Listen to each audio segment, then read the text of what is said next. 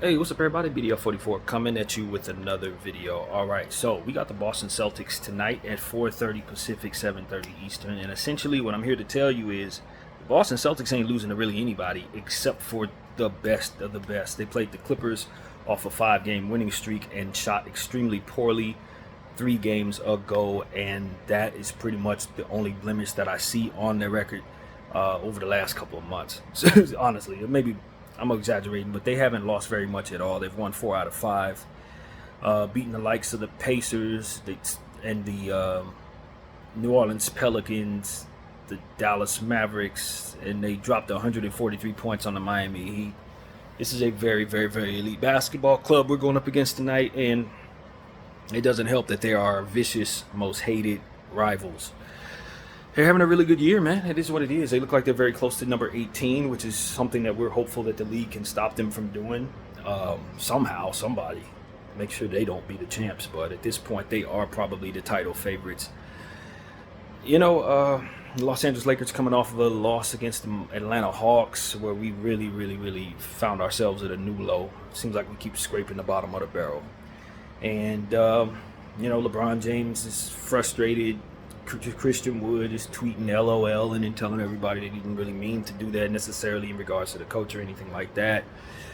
We had Anthony Davis miss the game, so we expected not to necessarily win, but you don't want to get beat like we got beat. And it was just a lot of rotational problems that we discussed, and just various stuff that didn't have us looking like this team won in 2020. That's for damn sure. So, in the game before that, we had a bad game against the Houston Rockets. Couldn't get nothing going against Houston. And before that, we had one of the greatest games ever with the Golden State Warriors that went into double overtime. Probably our shining moment outside of winning the in-season tournament. So this team is all over the place. The one thing about the Lakers, they're very consistent at being inconsistent. You don't know what you're going to get out of them.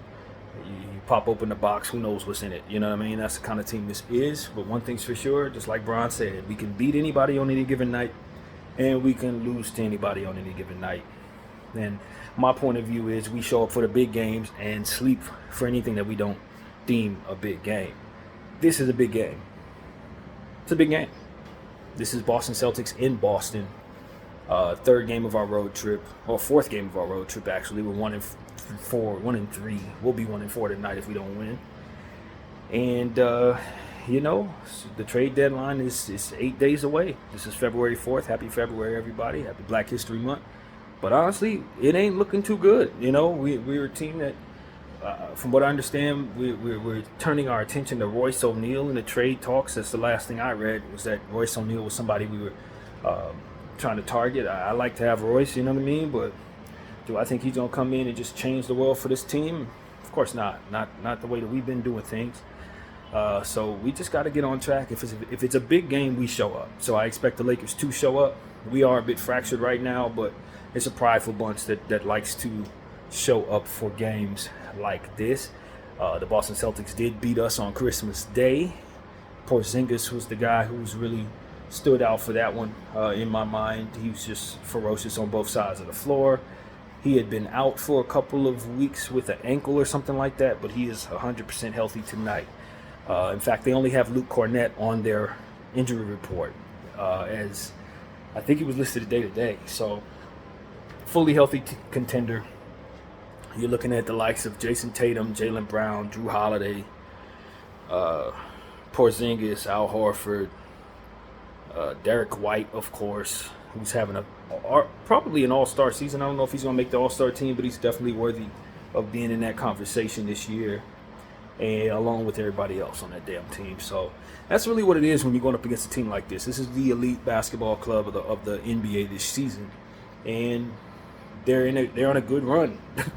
They're on a really good run right now. Beating the Pacers by, I think it was like 7 or 8 points, but they dropped like 140 something on the Pacers too. So, or 130 something, whatever it was. A lot of points being dropped by this team.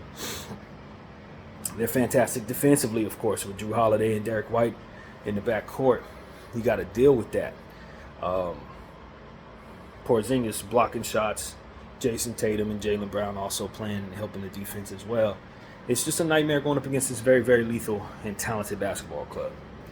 And so that's really what it is, man. Laker Pride needs to come out and put up a fight tonight. It's going to be tough trying to beat them on their home court, but the Clippers did it. You know what I mean? Maybe we get lucky and they have a cold night shooting the ball like they did against the Clips. Anthony Davis is going to have to be ferocious. LeBron James is going to have to be invigorated. We're going to need D'Angelo Russell to find his shot again, because over the last 2 games, he's kind of weaned off after having a fantastic end of January. And that's the only problem with D'Lo. You just can't really count on him to be a star at all times. Yeah, he's going to show you why the ability is there, but you're also going to understand that he has the trait of inconsistency. That kind of mirrors the way this basketball team goes. If he's going to play well, we're going to play well. If he's going to play poorly, we need that third star, and he needs to be that. So that's really what it comes down to. Austin Reeves had a 28-point game against the Hawks, which was really encouraging, attempting, I believe, 14 shots. So we're very happy about him looking for his shot. We need him to continue to do that against the Celtics tonight and have a hell of a game, man. We need our whole team to play well, but we also need our coach to help us with that by doing things that put these players in positions to succeed. We need to lean over Rui Hachimura a bit more. Vanderbilt is healthy and playing amazing as of late. He was 6 for 6 in that last game. Give him more opportunities. Start him for a change. Taurean Prince has been playing poorly. Treat him like you treat everybody else who's playing poorly. Demote him. You had no problem demoting all different types of players. Jackson Hayes been in the doghouse. Christian Wood's been in the doghouse. D'Angelo Russell was removed from the starting lineup. Austin Reeves removed from the starting lineup. You got to treat Taurean Prince like you do everybody else, man. It's partly why you've lost this damn locker room. It's because it's not just the inconsistency of your rotation, but it's the consistency of you allowing Taurean Prince to stay in there whether he's playing well or not. And that, my friends, is unacceptable. Max Christie's been in the doghouse. You name it. Even the new guys can't get off the bench.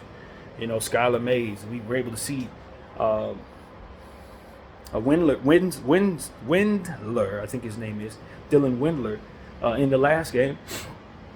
Came in and hit 2 3-point shots right away. I mean, we need to see if he can help us on this basketball team. How did he get in the doghouse? He just got on the team. So it's like, these are the type of things where you say, man, could Windler have played some of those minutes that Taurean's been playing? Could he have given us more? And it's like, when you have set ideas about how you want your rotation to go, whether it's going to work or not, or whether or not the NBA team you're going against is playing a certain way or not, you don't leave room for the possibility of finding production in other areas. He's not going to Rui as much as I would go to Rui, as talented as Rui is offensively. You need his scoring. And we've been finding ourselves only going to him with 18 and 19 minutes and leaving Taurean out there for 20, 25 minutes. If Taurean is the best defender, I saw us leaving Taurean out at the point of attack trying to guard Trae Young on a couple possessions. It's like, what are you asking Taurean to do, man? If that's your boy, then don't put him on an island with damn Trae Young.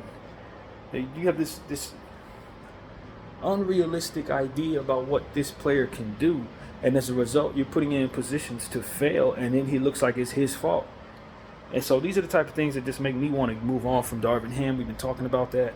I think it's imperative that Jeannie change her mind and do so, because at this rate, we're going to continue to not get the most out of our team just off of the stuff that Darvin does. And I don't want to make this particular video anymore about Darvin Ham and his issues coaching this team. But at the end of the day, when you start looking at what's wrong with the roster, or you start looking at how these games are going, and you study these type of situations, and you study these type of decisions, and you can see them directly cater to the poor play of the team. It's like the defensive schemes are not helping us. So you're going to leave guys open. As a result, you're going to lose. Offensive rotations aren't helping us. So we're not scoring the ball the way we otherwise would be able to, and we're going to lose. So it's like he's costing us a lot of these victories, in my humble opinion. And that's really all there is to really say. Even when you don't want to get on the coach, you start talking about decisions that the coach is responsible for when looking at how bad the team's playing. So that's really what it comes down to. I expect more of the same, and I expect the results that come with it, unfortunately. And that's unfortunate, because we really, really want to win. You know what I mean? I'm wearing a championship shirt right now. We know what it feels like to win the championship, and we know what we're up against. And that's the Boston Celtics, who also are trying to get one step ahead of us for their 18th championship, for which we're both vying for that. So Darvin, in my opinion, is one of several hindrances to that, and it's frustrating. It really is. His rotations, they have to improve if we're going to have any shot at improving ourselves as a basketball club. So, that's really what it is, man. Your Lakers are going to be wearing their black uniforms tonight, and the Boston Celtics are going to be wearing their traditional home whites. And, hopefully we can bring that city energy, man. City energy to their team, to their building. Obviously, it's going to be a festive event. Anytime the Lakers come to town, it's going down. So, I just hate to bring this version of ourselves to them. And given how we looked in these last couple of games, you just wonder if you really have a whole lot to work with in terms of competing with a team like this. But just like in any other situation with rivals, you got to look at that game as if anything can happen. Just like we say about the Redskins and the Cowboys, or rather the Washington football team and the Cowboys, or Duke and North Carolina. It don't really matter how the teams are doing that particular year. Just know that when they clash, it's going to be a little extra oomph from both teams to play well and play spirited. And so that's what I'm hopeful we'll see. That didn't really translate to our Christmas Day game, to be honest with you. But, I think at the end of the day, we have shown that we can overachieve at times. We have shown that we can really, really play like a contender at times. And it's usually under circumstances such as these this season. So, big game, man. Big game. Lakers usually show up for big games. I wouldn't be surprised if we won this game just because that's the DNA of this team. To show up, show out, play extremely confident in the biggest moments. And then when it's time to play a team like Charlotte, just fall asleep. You know what I mean? And so, hopefully that's what we'll see tonight. Hopefully we'll see the good Lakers, right? As opposed to the bad ones who've been very, very present over the last two games. And, the irritation of it all is what makes it frustrating for me. I'm irritated by what I'm seeing. I'm not just frustrated and sad that we're losing. It's a bunch of stuff that I don't agree with, things that I think are flat out stupid, quite honestly, that are taking place out there. And so I just want my team to smarten up as a whole, players and coaching, and just play professional basketball like you're paid to do, literally. Just like LeBron James told us, he wants his teammates to do their job, and I need everybody to, as a fan. And so, play with some pride. It's about the name on the front of the jersey, not the back. I've been saying it over and over again for the last 3 days, and that's really what this is about for me. It's about the team showing up for the Lakers, not just showing up for yourselves, not showing up for your trade value, not for your individual stuff, but play together because you are a part of something special. And who knows what team these guys are going to be on just a week from now. This is an opportunity for you to play for a great organization in a great rivalry game, adding to that rivalry legacy. So that's what this is about. This ain't, unfortunately, as I said about the Clippers, this isn't the year where I'm going to sit up and bash the other side, so to speak. I don't think we are bringing our best selves to the table. So I'm not going to sit here with all the problems that we have as an organization and talk about I hate the Celtics and we're going to and all that. It's just not. This ain't the year to do that. If you have any sense of pride, when you should probably come in humble, knowing that you're not a better team. You play your best, and if you happen to win that game, you can say that you had a bad team that year, come in and beat them when they were good, and that feels even better sometimes. But as far as before the game, I bet you this, we're going to beat them that. We're not coming in as our best selves for me to be coming out talking like that. I didn't do it against the Clippers, and I'm not going to do it against the Celtics. The Celtics are a better team than us. We have a nice, strong loathing for them, and there's nothing more that we would appreciate than our team who's representing us this year to come out and find a way to beat them. But that's about as far as I can take it. Now, when we're better and they suck, we can talk all kinds of stuff. But right now, it is the other way around. And that's just the reality of it. So, it is what it is, man. Got the Lakers and the Celtics 4:30, man. I just want my team to play well. And honestly, it ain't that deep.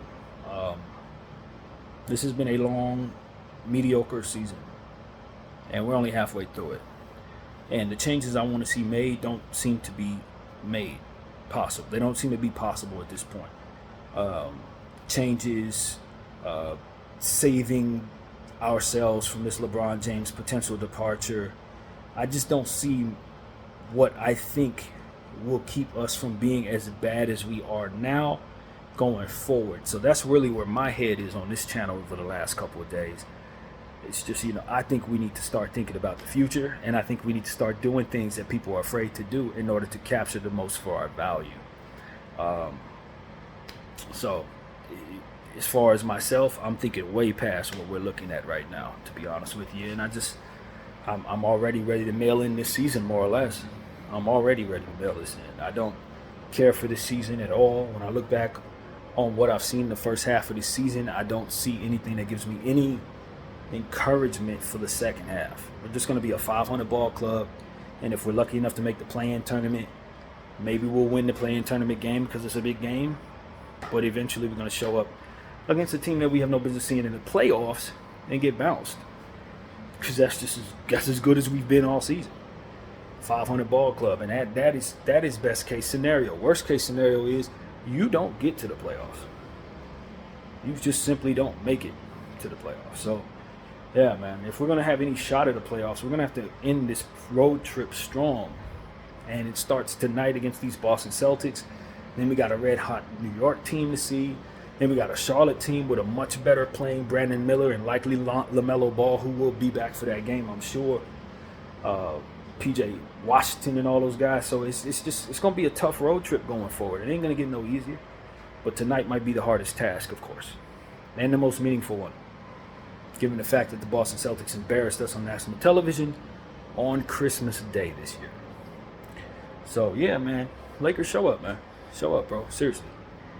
Show up for this one. Show up. If you're going to stay true to your DNA, then this is a game that you're likely going to play your best. And that's what we hope to see, man. So that's pretty much what I got to say. Hope everybody enjoys the game. My name is BBF44. I thank you all for watching. And I'm out.